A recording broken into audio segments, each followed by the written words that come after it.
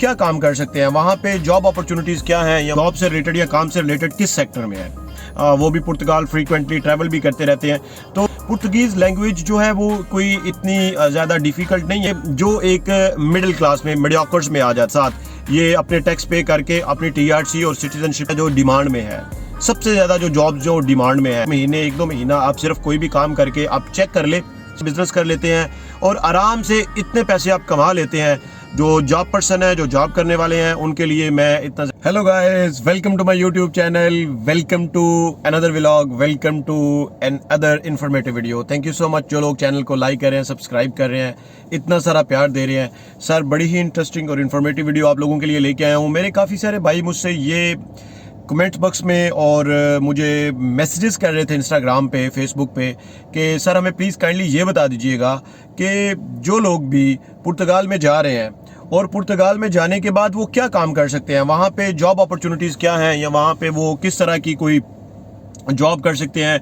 अगर कोई काम करना चाहते हैं तो वो किस तरह का काम कर सकते हैं, और वहाँ पे सबसे ज़्यादा अपॉर्चुनिटीज़ जॉब से रिलेटेड या काम से रिलेटेड किस सेक्टर में है। तो आज का जो व्लॉग है वो इसी टॉपिक के ऊपर है कि आप पुर्तगाल में जॉब कैसे फाइंड आउट कर सकते हैं, और अगर आप जॉब करना चाहते हैं तो आपको पुर्तगाल में जाने से पहले कौन सी चीज़ों को जो है ना, वो कौन से एक्सपर्टीज़ हैं जिनका आपको काम सीखना चाहिए, या अगर जो लोग पुर्तगाल में हैं वो पुर्तगाल में जॉब करना चाह रहे हैं, या लोग इटली में हैं या फ्रांस में हैं या स्पेन में हैं, वो वहाँ पर पुर्तगाल में डॉक्यूमेंट्स के लिए आना चाहते हैं और आके वहाँ पर कुछ देर के लिए रह के वो अपने काम वगैरह भी करना चाहते हैं, तो वो कौन से काम है जो वो कर सकते हैं जिनसे उनको बेनिफिट्स मिल सकता है।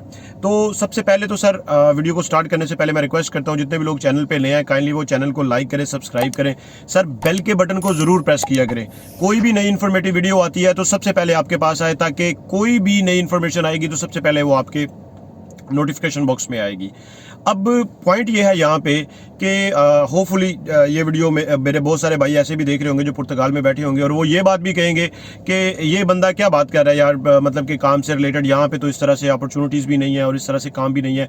सर मैं आपको एक बात बताता हूँ कि पुर्तगाल में एक इमिग्रेशन है और वो लोग वर्क परमिट भी इशू करते हैं। हमारे उनके साथ कुछ टाइज़ हैं UK ऑफिस के थ्रू। हमारे जो हावर्ड सर हैं वो भी पुर्तगाल फ्रीक्वेंटली ट्रैवल भी करते रहते हैं। तो मैं आपको यहाँ पे बहुत क्लैरिटी से एक बात कंफर्म करना चाहता हूँ कि अपॉर्चुनिटीज हर सेक्टर में होती हैं, हर कंट्रीज में होती हैं, लेकिन अपॉर्चुनिटी को अवेल करना पड़ता है। अगर आप ये कहेंगे कि अपॉर्चुनिटी खुद ब खुद आपके पास चल के आएगी तो सर ऐसा बिल्कुल भी नहीं होता। आप लोगों को जाके नॉकअप करना पड़ता है, अपॉर्चुनिटी को अवेल करना पड़ता है और अपॉर्चुनिटी लेने के लिए आपको एफर्ट्स भी करनी पड़ती हैं। अब यहाँ पे सबसे पहला पॉइंट ये है कि कौन से सेक्टर ऐसे हैं जिन सेक्टर्स में आप अगर वो काम सीख के पुर्तगाल में चले जाते हैं तो आपको जो है ना वो मैक्सिमम उसका बेनिफिट मिलता है। तो मैं सेक्टर बताने से पहले सबसे पहले बात करूंगा कि अगर आपको इंग्लिश नहीं आती तो इट्स ओके, इट्स फाइन, कोई बात नहीं है। आप कोशिश करें कि आपको पुर्तगीज़ लैंग्वेज ज़रूर आती हो। पुर्तगीज़ लैंग्वेज जो है वो कोई इतनी ज़्यादा डिफ़िकल्ट नहीं है। बहुत सारी डिफ़िकल्ट लैंग्वेजेस भी बंदे जो है ना वो लोग सीखते हैं। चाइनीज़ सीखते हैं, जैपनीज़ सीखते हैं, उसके बाद इंग्लिश लोगों को बहुत ज़्यादा टफ लगती है, अरेबिक लोगों को बहुत ज़्यादा टफ लगती है, लेकिन ट्रस्ट मी पुर्तगीज़ लैंग्वेज बिल्कुल भी टफ नहीं है। विद इन टर्की में लोग जाते हैं, टर्किश लोग बोलते हैं, वो भी लोगों को बहुत ज़्यादा समटाइम टफ लगती है। 5 से 6 महीने 7 महीने लग जाते हैं उनको लैंग्वेज को सीखते हुए।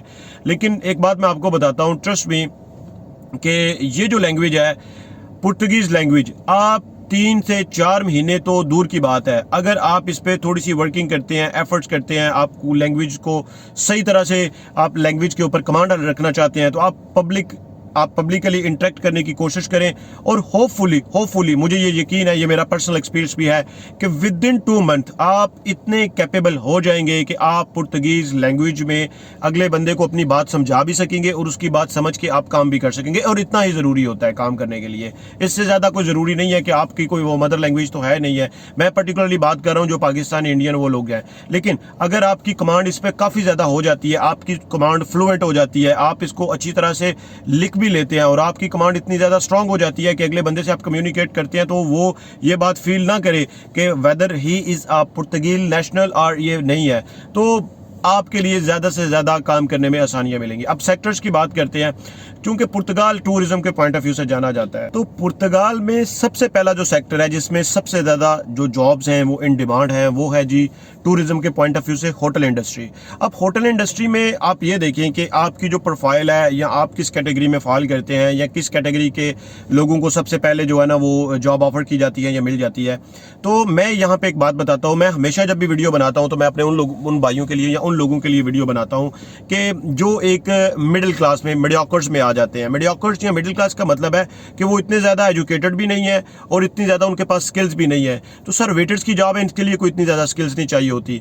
अगर आप थोड़ी सी स्किल मास्टर हैं, अगर आपके पास स्किल्स आ जाती हैं तो आप एक काम कीजिएगा, आप होटल इंडस्ट्री में आप शेफ़ के तौर पे भी जा सकते हैं। फिर जो लोग मेंटेनेंस का काम जानते हैं, प्रोडक्शन डिपार्टमेंट में काफ़ी सारी ज़रूरत होती है, जो लोग मेंटेनेंस का काम जानते हैं, प्लम्बर जिनको हम लोग कह सकते हैं, और प्लम्बर जो बंदा काम करने वाले हैं वो होटल इंडस्ट्री के अलावा वैसे भी पुर्तगाल की मार्केट में ओवरऑल भी वो काम कर सकते हैं।